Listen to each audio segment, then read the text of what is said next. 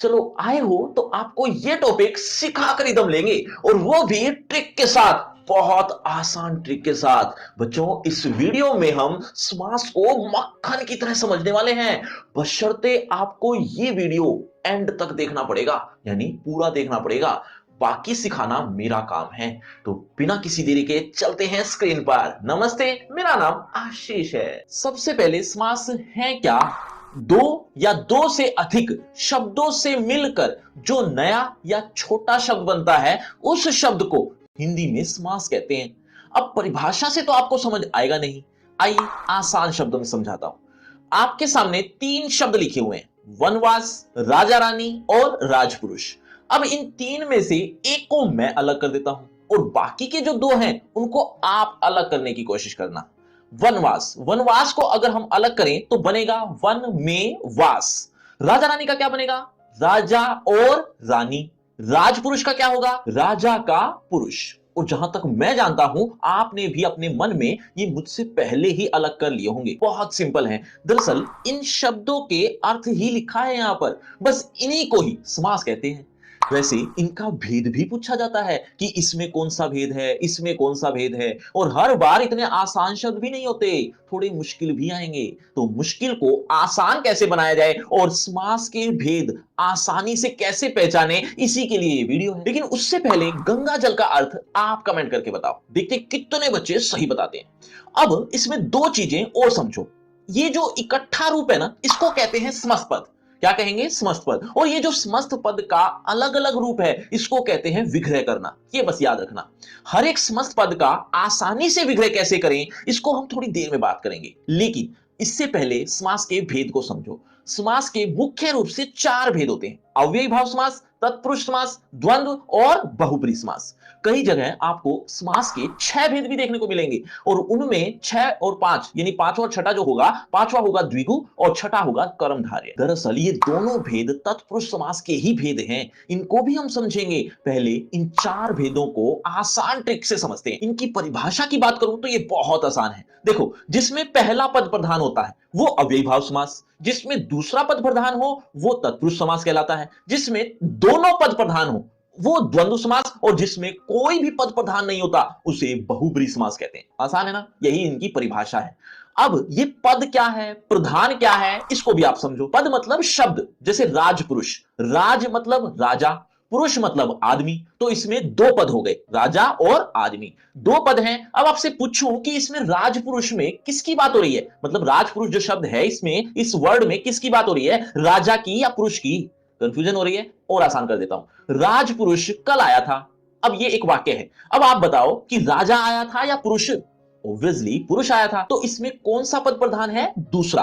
प्रधान मतलब main. Main शब्द कौन सा है? राजपुरुष में मेन शब्द है पुरुष, इसीलिए पुरुष शब्द इसमें मेन है, या यूं कहें दूसरा पद प्रधान है। ऐसे ही राजा रानी, अब इसमें भी दो पद हैं, राजा और रानी। किसकी बात हो रही है? अगर मैं आपसे पूछूं राजा रानी कल आए थे, किसकी बात हो रही है? ऑब्वियसली दोनों की, इसलिए यहां दोनों पद प्रधान है। तो ये पद क्या है, प्रधान क्या है, मेरे हिसाब से आपको समझ आ गया होगा। अब इन चारों भेदों को उदाहरण के साथ अच्छे से समझते हैं। सबसे पहले हम समझेंगे तीसरे भेद को, यानी द्वंद्व समास। इसमें दोनों पद प्रधान होते हैं, जैसा कि आप पहले ही सुन चुके हो, और इसकी पहचान यह है कि इसका विग्रह करने पर और या फिर या शब्द देखने को मिलेगा। अगर ये शब्द आ गए तो समझ लेना वहां द्वंद्व समास है। उदाहरण देखो, भाई बहन, विग्रह क्या बनेगा? भाई और बहन, और शब्द आ गया जिसकी वजह से यहां पर द्वंद्व समास है। लव कुश, विग्रह क्या होगा? विग्रह कहो या दूसरे शब्दों में इसका अर्थ क्या होगा? लव कुश का मतलब है लव और कुश। अब या वाले देखो,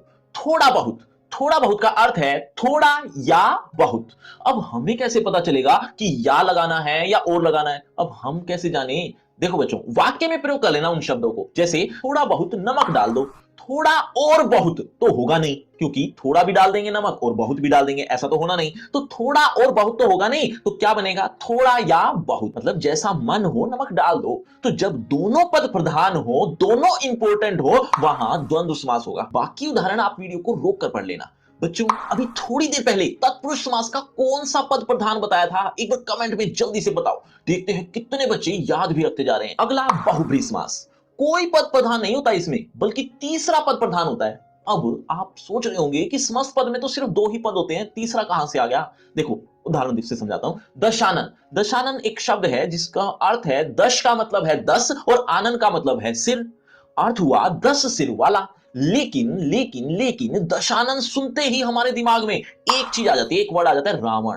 क्यों आ जाता है? क्योंकि यहां ना तो 10 की बात हो रही है और ना ही सिर की, बल्कि यहां तो तीसरे पद के बारे में बात हो रही है जो इस वर्ड में है ही नहीं, यानी रावण। ऐसे ऐसे सभी शब्द बहुब्रीहि समास में आते हैं और इसकी पहचान ये है कि विग्रह करने पर एंड में यानी लास्ट में जिसका, जिसके, जिसकी, जो या फिर वाला शब्द देखने को मिल जाएगा। उदाहरण देखो, महावीर, महान है वीर जो, यानी हनुमान, हनुमान के बारे में बात हो रही थी। इसमें एंड में क्या आया? जो आ गया, जिसकी वजह से यहां पर बहुब्रीहि समास होगा। आगे देखो, चतुर्भुज, चार भुजाएं हैं जिसकी, यानी विष्णु। अब यहां पर भी आप देख रहे हैं जिसकी शब्द आ गया। नीलकंठ, नीला है कंठ जिसका, यानी शिव जी। यहां पर भी जिसका आने की वजह से बहुब्रीहि समास है। बाकी उदाहरण आपके सामने है। अब तत्पुरुष, तत्पुरुष के कई भेद होते हैं। आपने भी कभी कारक के इन विभक्ति चिन्हों को पढ़ा होगा। कर्ता ने कर्म को करण से, इस तरह से ये आठों आपको अगर याद है तो अच्छी बात है, नहीं है तो कर लेना, क्योंकि ये तत्पुरुष समास के लिए बहुत काम आएंगे।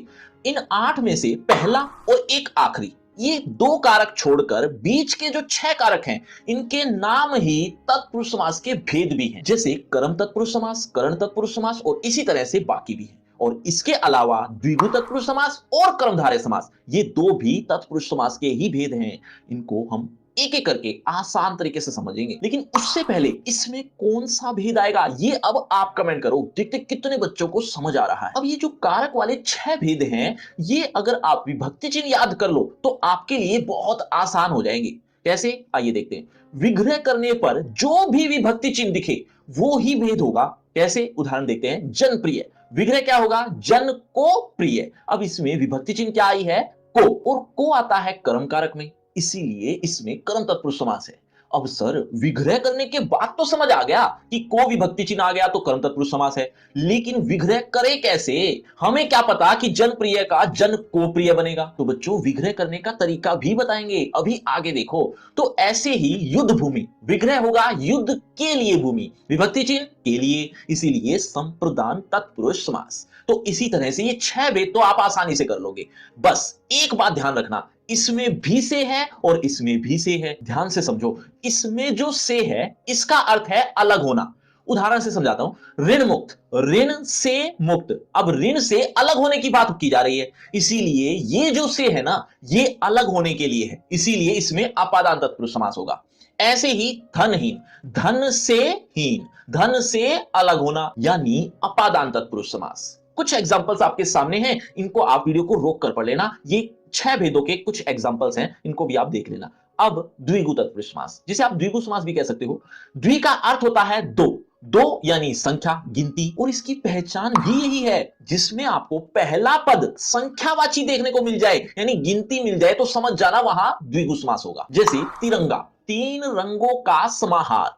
चौराहा, 4 राहों का समूह। इसमें 3 और इसमें 4 जो कि संख्या है, इसीलिए यहां द्विगु समास है। इसकी एक पहचान और है, विग्रह करने के बाद एंड में समूह या समाहार देखने को मिल जाएगा। अगर ऐसा हो तो समझ जाना द्विगु समास है। समूह और समाहार ये दोनों अलग अलग चीज नहीं है, दोनों एक ही बात है। आप विग्रह करते हुए कोई भी लगा सकते हो। बच्चों, कोई भी बात समझ में नहीं आ रही तो कमेंट करके पूछ भी सकते हो। कर्मधारय समास, इसमें पहला पद विशेषण और दूसरा पद विशेष्य होता है। इसकी पहचान एक और भी है कि विग्रह करने के बाद बीच में है जो, के समान या फिर रूपी शब्द देखने को मिल जाएगा। जैसे काली मिर्च, इसमें काली विशेषण है और मिर्च विशेष्य। विग्रह करने पर बनेगा काली है जो मिर्च। अब बीच में क्या आया? है जो आने की वजह से यहां पर कर्मधारय समास होगा। ऐसे ही शूरवीर, शूरों के समान वीर, के समान आ गया तो कर्मधारय समास हो गया। गुरुदेव, गुरु रूपी देव। अब ये रूपी भी तो कर्मधारय समास की पहचान है, तो यहां पर भी कर्मधारय समास होगा। बच्चों, तत्पुरुष के और भी 2-3 भेद होते हैं, लेकिन वो इतने इंपॉर्टेंट नहीं है। जैसे नए तत्पुरुष समास, अलुक तत्पुरुष समास, उपपद तत्पुरुष समास, इस तरह से 2-3 हो जाते हैं, लेकिन इसके बारे में हम बाद में देखते हैं। इससे पहले आप ये बताओ कि इसमें कौन सा भेद है, कमेंट करो एक बार जल्दी से। देखते हैं कितने बच्चे काफी हद तक समास समझ चुके हैं। अब अव्ययी भाव समास, ये आखिर में इसीलिए लिया क्योंकि इसकी बाकियों की तरह कोई पहचान नहीं है, या यूं कहें कि इसकी कोई पहचान नहीं है, यही इसकी पहचान है। मतलब अगर बाकी भेद की पहचान से अलग कुछ और देखने को मिल जाए तो समझ जाना वहां अव्ययीभाव समास होगा। इसके अलावा समस्त पद में ही इसकी एक और पहचान है, क्या कि इसका पहला पद अव्यय या उपसर्ग देखने को मिल जाएगा। जैसे यथाविधि, विधि के अनुसार, आसेतु सेतु तक, घर घर प्रत्येक घर, आमरण मरण तक। तो विग्रह करने के बाद इसकी कोई पहचान नहीं है, कभी क्या शब्द देखने को मिल जाएगा तो कभी क्या। एक और बात, कई बार एक ही समस्त पद दो भेदों के अंतर्गत आ जाता है, जैसे नीलकंठ, ये बहुब्रीहि समास का भी उदाहरण है और यही शब्द यानी नीलकंठ कर्मधारय समास का भी है। तो अब हम कौन सा भेद लिखें ये कैसे पता चलेगा? देखो बच्चों, ये डिपेंड करता है कि आप विग्रह क्या कर रहे हो। अगर आप विग्रह करते हो नीला है कंठ जिसका, तो ये तो हो गया बहुब्रीहि समास। क्यों? क्योंकि एंड में इसके जिसका आया हुआ है। और अगर आप नीला है जो कंठ लिखते हो तो यहां पर कर्मधारय समास होगा। क्यों? क्योंकि बीच में है जो शब्द आ गया। तो ये विग्रह करने पर डिपेंड करता है कि कौन सा भेद होगा। और ऐसे कुछ ही शब्द होते हैं, सारे समस्त पद आपको ऐसे देखने को नहीं मिलेंगे, ये भी ध्यान रखना। बात समझ में आई तो वीडियो को शेयर और सब्सक्राइब करना तो बनता है।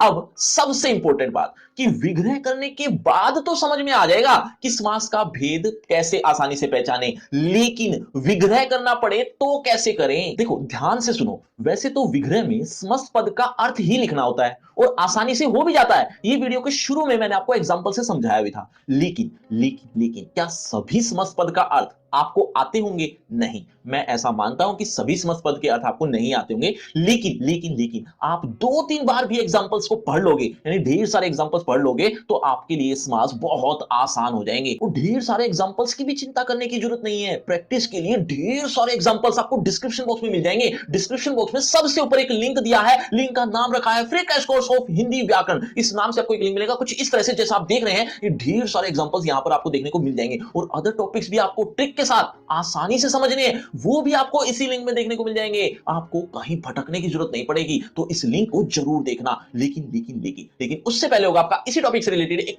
छोटा सा टेस्ट। देखना चाहता हूं इस टॉपिक आपने कितने अच्छे से समझा, और अगर आप इस टॉपिक को अच्छे से समझ चुके हो तो देखें जरा किसने कितना पढ़ा। पहला प्रश्न आपके सामने आपकी स्क्रीन पर ये रहा, गजानन में कौन सा समास है? बच्चों हर प्रश्न के बाद आपको 5 सेकंड मिलेंगे आंसर देने के लिए। आप अपना आंसर कमेंट करते रहना, एंड में देखना चाहता हूं किसके कितने आंसर ठीक हुए। गजानन में कौन सा समास है? ए द्वंद्व, बी बहुब्रीहि, सी तत्पुरुष, डी कर्मधारय। आपके 5 सेकंड शुरू होते हैं अब। 5 4 3 2 1 0। सही उत्तर है ऑप्शन बी, बहुब्रीहि समास। चलिए बच्चों अगले प्रश्न की तरफ। अगला प्रश्न, वनगमन में कौन सा समास है? आपके ऑप्शन ए बहुब्रीहि, बी द्विगु, सी तत्पुरुष, डी कर्मधारय। 5 4 3 2 1 0। सही उत्तर है ऑप्शन सी, तत्पुरुष समास। चलिए बच्चों अगले प्रश्न की तरफ। अगला प्रश्न, कौन सा बहुब्रीहि समास का उदाहरण है? आपके ऑप्शन आपकी स्क्रीन पर ये रहे, ए निशिदिन, ऑप्शन बी त्रिभुवन, सी नीलकंठ, डी पुरुष सिंह। 5 4 3 2 1 0। सही उत्तर है ऑप्शन सी, नीलकंठ। चलिए बच्चों अगले प्रश्न की तरफ। अगला प्रश्न,